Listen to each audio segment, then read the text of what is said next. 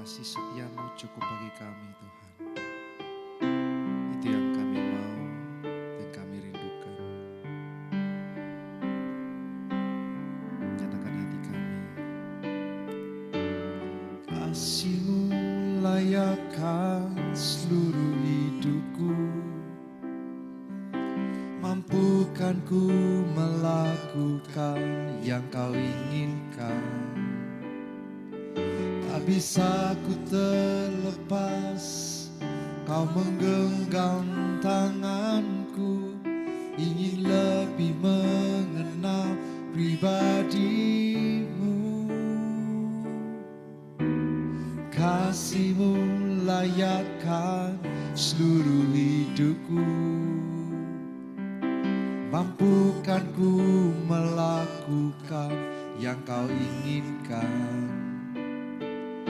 Tak bisa ku terlepas, Kau menggenggam tanganku, ingin lebih mengenal pribadi-Mu. Ku terhubung dengan-Mu, selalu melekat di hati-Mu. Firman-Mu itulah dasar hidupku, yang berdaulat atas.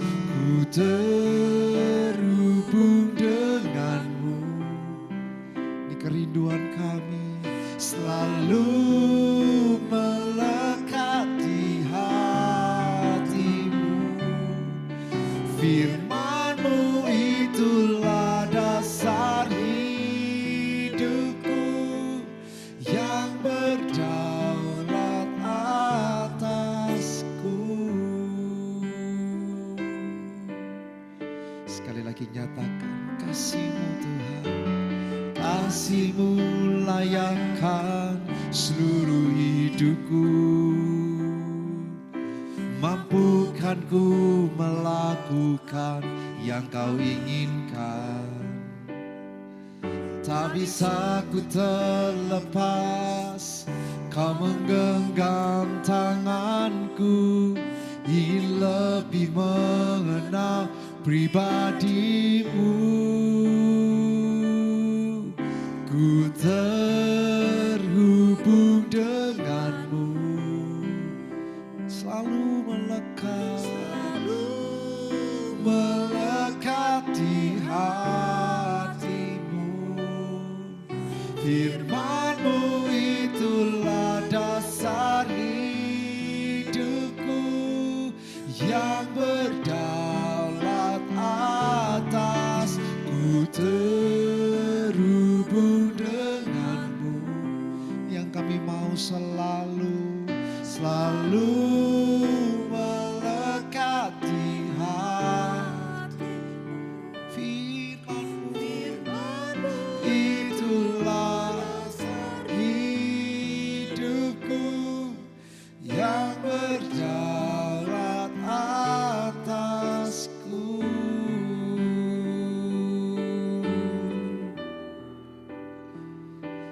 Pagi hari ini Tuhan, hanya Engkau saja yang kami rindukan. Kami ingin selalu terhubung dan melekat dengan Engkau, sebab Engkaulah sumber kekuatan kami. Terlepas dari apapun yang terjadi atas setiap kami, situasi, kesulitan, tantangan, sakit, penyakit, masalah. Tapi satu yang kami tahu Tuhan, kami hanya mau memandang Engkau sumber kehidupan kami. Sebab hanya di dalam Engkau kami beroleh kekuatan yang baru. Sebab hanya di dalam Engkau kami beroleh pengharapan. Rancangan-Mu adalah rancangan damai sejahtera. Sebab rancangan-Mu bukan rancangan kecelakaan, melainkan masa depan yang penuh dengan pengharapan. Kami pegang janji-Mu Tuhan. Pagi hari ini kami mau bawa hati kami menyembah, memuji dan meninggikan Engkau. Ini kami Tuhan, segenap hati datang di hadirat-Mu, sujud di kaki-Mu, menyembah, merendahkan hati kami hanya untuk Engkau Yesus. Kau yang layak terima segala sembah, puji, hormat, dan kemuliaan hanya untuk Engkau. Bapakku yang baik, Bapakku yang setia, yang tak pernah tinggalkan kami. Kau Raja dan sahabatku, Kau segalanya, segalanya. Ku terhubung denganmu selalu melekat di hati. Ini kerinduan kami, dasar hidupku yang berdaulat atasku. Mari dengan sungguh nyatakan iman percayamu. Ku terhubung denganmu, memang selalu melekat di hati. Dan hanya firman-Mu, itulah dasar hidupku yang berdaulat atasku. Firman-Mu itulah dasar hidupku yang berdaulat atasku. Sekali lagi nyatakan firman-Mu. Firman-Mu itulah dasar hidupku yang berdaulat atasku.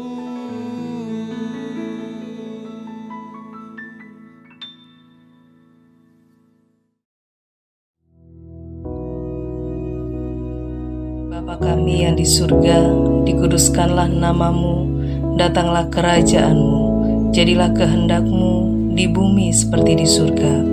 Berikanlah kami pada hari ini makanan kami yang secukupnya, dan ampunilah kami akan kesalahan kami, seperti kami juga mengampuni orang yang bersalah kepada kami. Dan janganlah membawa kami ke dalam pencobaan, tetapi lepaskanlah kami daripada yang jahat. Karena Engkaulah yang empunya kerajaan dan kuasa dan kemuliaan sampai selama-lamanya. Amin.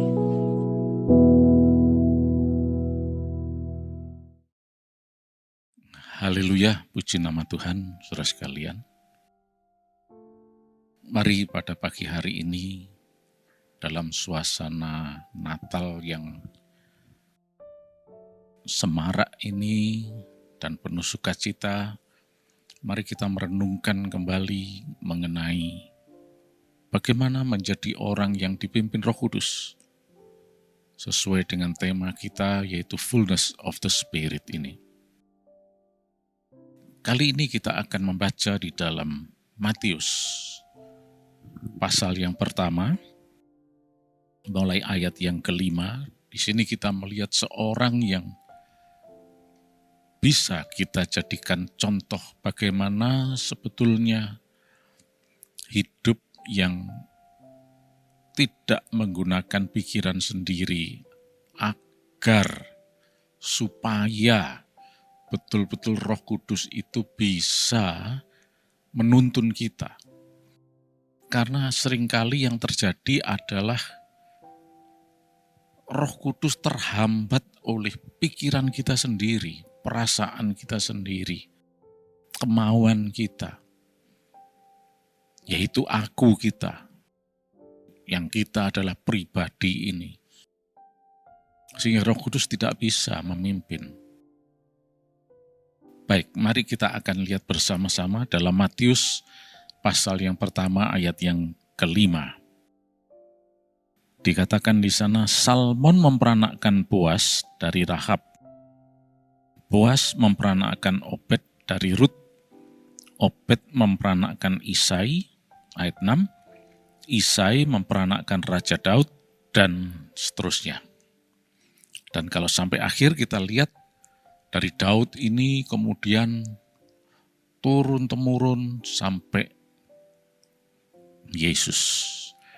Jadi silsilah Yesus itu bisa ditelusuri sampai ke Raja Daud.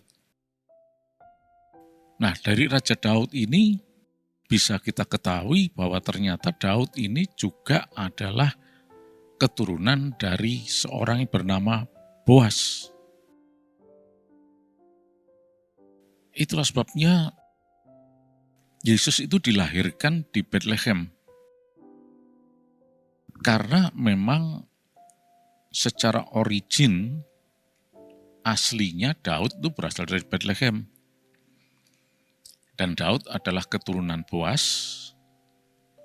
Boas ini orang Bethlehem. Dia adalah seorang pengusaha, seorang businessman di dalam bidang agrikultural atau agriculture yang sukses. Dan dia adalah seorang yang mau dipakai oleh Tuhan, yang mau menjadi berkat. Nah, ceritanya ini diawali ketika Boas menikahi Rut.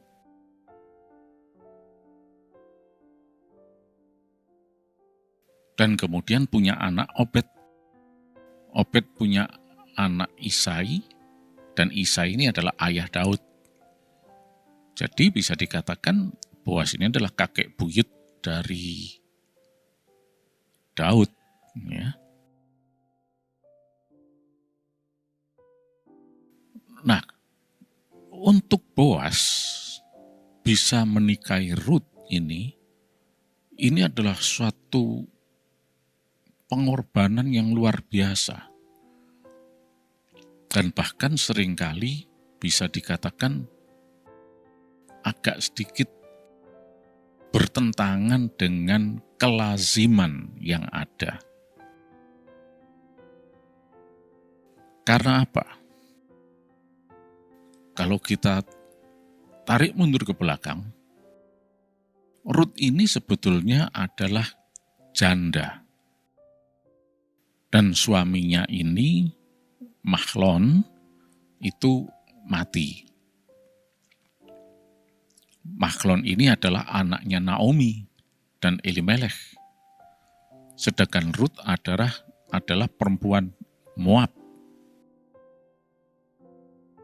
Nah, setelah Mahlon suaminya mati, Rut menjanda. Tetapi Rut mengikuti ibu mertuanya, yaitu Naomi, pergi ke Bethlehem untuk tinggal di sana. Nah, disitulah Boas dan Rut ini bertemu. Dan untuk menikahi ini, sebetulnya secara lazim, Boas ini berkorban luar biasa. Coba kita lihat ceritanya dulu ya. Ternyata tidak sesederhana itu ketika Boas menikahi Rut. Karena ini akan berkaitan dengan berbagai macam hal, antara lain milik pusaka, hak waris, dan sebagainya. Ya. Mari kita lihat dulu di dalam kitab Rut pasal yang keempat. Ya.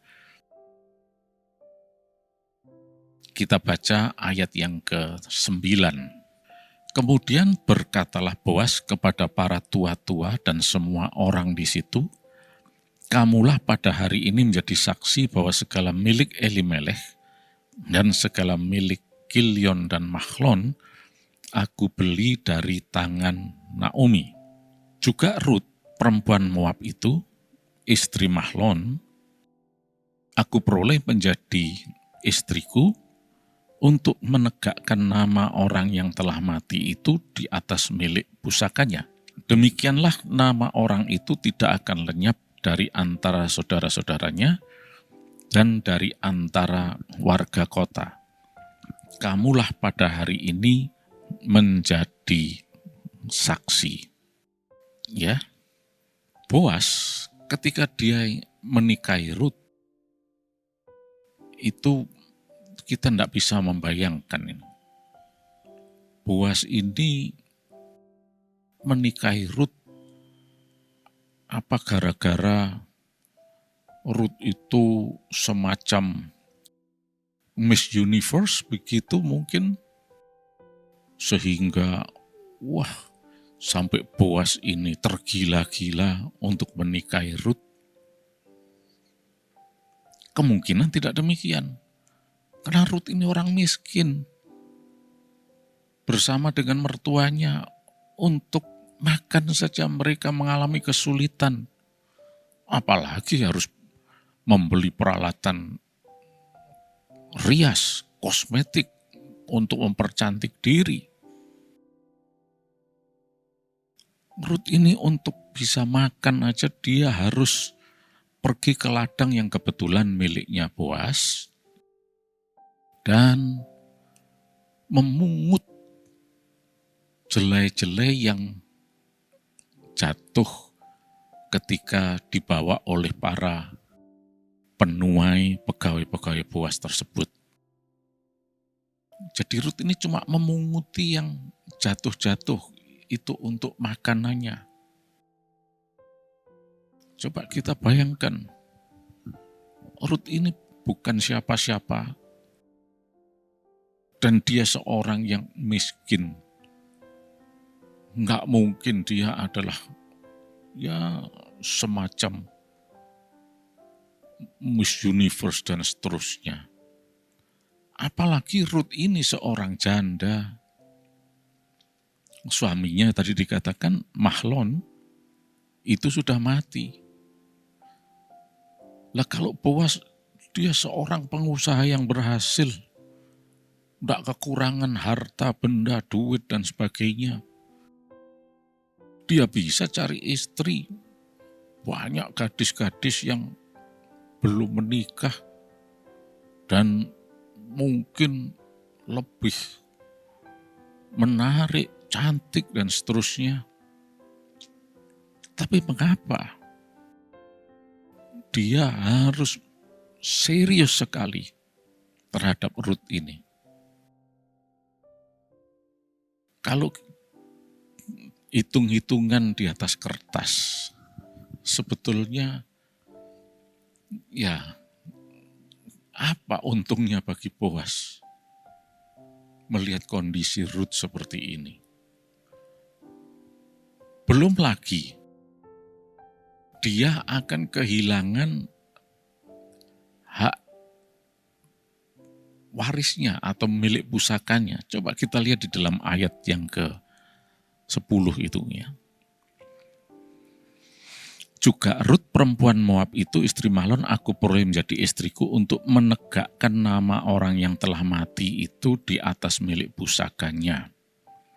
Demikian nama orang itu tidak akan lenyap dari antara saudara-saudaranya dan dari antara warga kota. Jadi dalam kaitannya dengan harta benda, warisan dan sebagainya, itu akhirnya dengan istilah penebusan yang dipakai di sini, itu akhirnya akan tetap diatasnamakan Mahlon dan Elimelech. Walaupun yang menikahi Rut atau suami dari Rut ini adalah Boas. Itulah aturan penebusan pada saat itu. Itu sebabnya kalau kita mundur beberapa ayat sebelumnya, diceritakan Boas ini harus menemui seorang yang lebih berhak untuk melakukan penebusan ini, yaitu posisinya lebih dekat dengan keluarga Elimelech Naomi, ya. Dan Boas ini baru level berikutnya. Dia tidak bisa melangkai orang ini, dia harus minta izin dulu dari orang ini, ya. Tapi orang ini tahu, dia menolak, dan akhirnya dia serahkan kepada Boas. Coba kita lihat dalam ayat yang ke-6, ya. Lalu berkatalah penebus itu, jika demikian aku ini tidak dapat menebusnya, sebab aku akan merusakkan milik pusakaku sendiri. Aku mengharap engkau menebus apa yang seharusnya aku tebus, sebab aku tidak dapat menebusnya. Beginilah kebiasaan dahulu di Israel dalam hal menebus dan menukar. Setiap kali orang hendak menguatkan sesuatu perkara, maka yang seorang menanggalkan kasutnya sebelah dan memberikannya kepada yang lain. Demikianlah caranya orang mensahkan perkara di Israel. Lalu penebus itu berkata kepada Boas, engkau saja yang membelinya, dan tanggalkanlah kasutnya. Dan ini harus disaksikan oleh tua-tua di pintu gerbang. Itu sebabnya tadi di dalam ayat 11 kemudian dikatakan, dan seluruh orang banyak yang hadir di pintu gerbang dan para tua-tua berkata, kamilah menjadi saksi. Tuhan kiranya membuat perempuan yang akan masuk ke rumahmu itu sama seperti Rachel dan Lea, yang keduanya telah membangunkan umat Israel. Biarlah engkau menjadi makmur di Efrata, dan biarlah namamu termasyhur di Bethlehem. Keturunanmu kiranya menjadi seperti keturunan Peres yang dilahirkan Tamar bagi Yehuda, oleh karena anak-anak yang akan diberikan Tuhan kepadamu dari perempuan muda ini.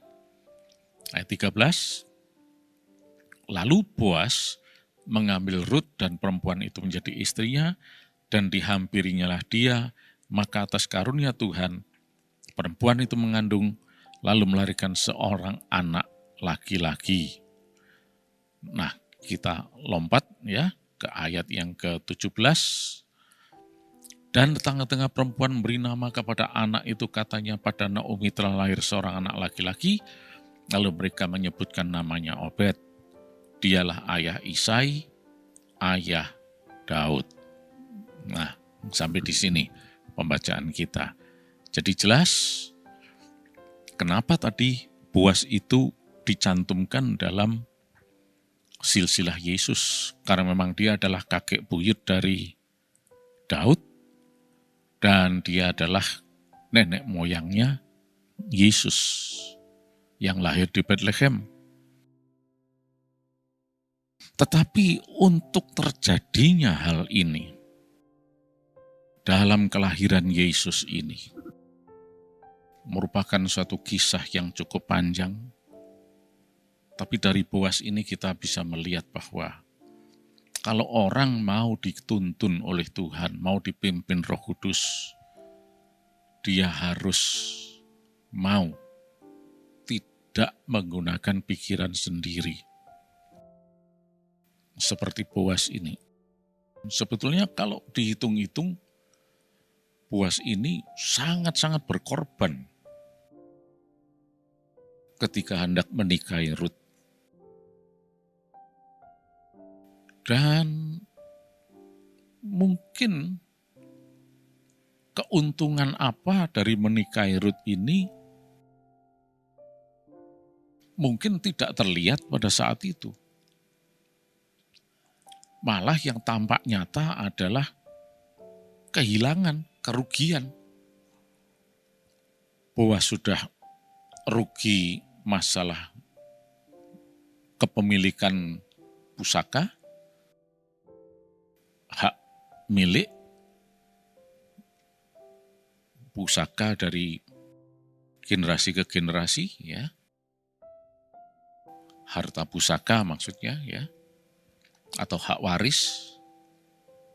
Tapi dia juga mendapatkan seorang istri yang janda.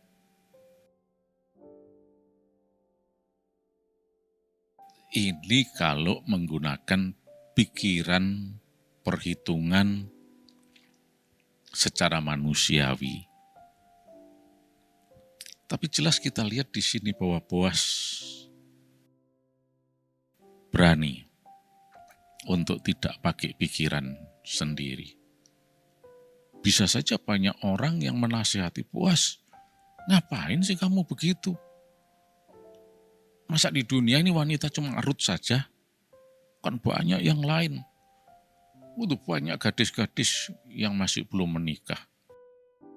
Dan mungkin jauh lebih cantik dari Ruth lah. Mungkin. Dan kalau dikatakan Ruth ini, wah cantik. Oh dia untuk makan aja mengalami kesulitan. Gimana bisa dikatakan Ruth ini memiliki postur tubuh yang ideal lah, yang karena nutrisi makanan, porsi makanan yang bisa membuat tubuh ini tampak bagus dan sebagainya, tidak ada dalam Ruth. Jadi sebetulnya Boas ini seorang yang luar biasa. Inilah contoh sebetulnya orang yang tidak pakai pikirannya sendiri. Kita sebagai manusia seringkali menghitung-hitung pakai pikiran sendiri, untung ruginya dan sebagainya. Memang tidak salah, tetapi di atas semua itu ada pimpinan Roh Kudus yang pasti mendatangkan keuntungan kalau kita mau nurut sama dia. Daripada kita menghitung-hitung sendiri yang belum jelas hasilnya, masih bersifat spekulatif, maka lebih baik kita nurut sama pimpinan Roh Kudus. Tanya Roh Kudus, silakan pimpin aku. Mungkin dalam penampakan yang ada di depan mata kita, wah ini kayaknya rugi ini. Tapi kalau Roh Kudus memimpin selalu penuh dengan keuntungan dan menuju hari depan yang penuh harapan. Coba sampai hari ini nama Boas tetap dikumandangkan, disebut-sebut sebagai kakeknya Raja Daud dan juga nenek moyang dari Yesus yang kelahirannya kita rayakan saat ini. Saudara sekalian, mari saat ini kita berpikir jauh ke depan, jangan cuma mikir diri sendiri, minta pimpinan Roh Kudus. Pasti beruntung dan berhasil. Mari kita berdoa. Terima kasih Yesus, Engkau Allah yang baik. Sepanjang hari ini kami sehat, kami diberkati berkelimpahan Tuhan. Mujizat-Mu dinyatakan, kami terima keajaiban dari Engkau. Dalam nama Yesus, perlindungan Allah atas kami semua, dan Roh Kudus teruslah menuntun kami Tuhan. Dalam nama Yesus, amin.